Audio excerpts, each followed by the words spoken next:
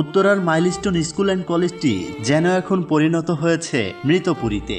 প্রিয় দর্শক, কি হয়েছিল আসলে, কেনই বা এই স্কুলের উপরেই এই বিমানটি বিধ্বস্ত হতে হলো? প্রিয় দর্শক, ঢাকার দিয়াবাড়িতে মাইলস্টোন স্কুল অ্যান্ড কলেজে বিমান বাহিনীর F7 BGI যুদ্ধ বিমানটি বিধ্বস্ত হয়েছে, যেখানে ছিল হাজারো শিক্ষার্থী। মাত্র 3 বছরের বয়সের বাচ্চা সহ কলেজ পড়ুয়া শিক্ষার্থীরা এখানে ক্লাস করছিল।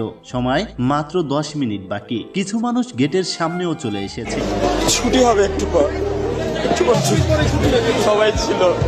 হয়তো তারা একটু পরেই বাড়ি যেয়ে বলবে, মা আমাকে খাবার দাও, কিন্তু সেটা আর বলা হয়নি। প্রিয় দর্শক, বিমান বাহিনীর একটি জঙ্গি বিমান বিধ্বস্ত হয়ে অন্তত 20 জনের মৃত্যু হয়েছে এমন খবর আমরা পাচ্ছি, কিন্তু আসলে মৃত্যুর সংখ্যা আরো অনেক বেশি। হয়তো আপনারা খুব দ্রুতই জানতে পারবেন। তবে 1.5 শতাধিকের বেশি মানুষ আহত হয়েছে। প্রিয় দর্শক, F7 BGI ফাইটার জেটটি সোমবার দুপুর 1টা 6 মিনিটে উড্ডয়নের 12 মিনিটের মাথায় বিধ্বস্ত হয়ে যায়। ঘটনার প্রত্যক্ষদর্শী জহিরুল নামে এক স্থানীয় বাসিন্দা, তিনি বলেন, আমার কাছে মনে হয়েছে উড়োজাহাজটা মাঠে আসে পড়ে, তারপর হেসে ভবনের দিকে ধাক্কা খায়, সেখানে আগুন ধরে যায়। প্রিয় দর্শক, ঘটনাটা কিন্তু তা হয়নি।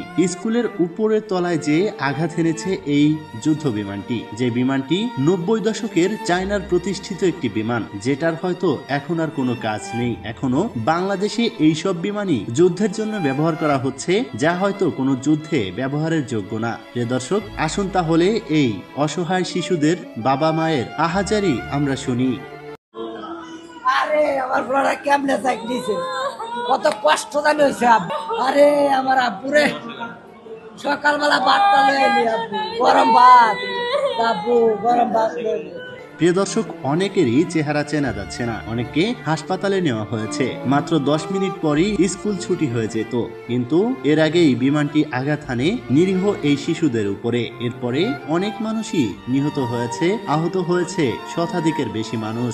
যারা আহত এবং নিহত হয়েছে তারা বেশিরভাগই উত্তরা আধুনিক হাসপাতালের আশেপাশে রয়েছে।